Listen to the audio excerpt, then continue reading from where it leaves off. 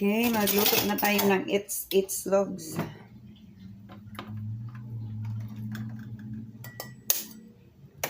1 eggs.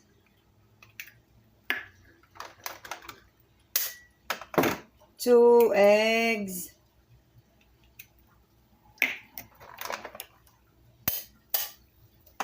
3 eggs. Mahilig itong mga anak ko kumain ng itlog.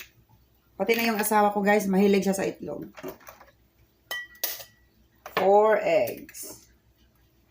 Ayan, 4 na eggs. Tapos, lagyan natin ng kunting asin. Yun lang. Kunting paminta. Ayun lang ang aking eggs, guys. That's it.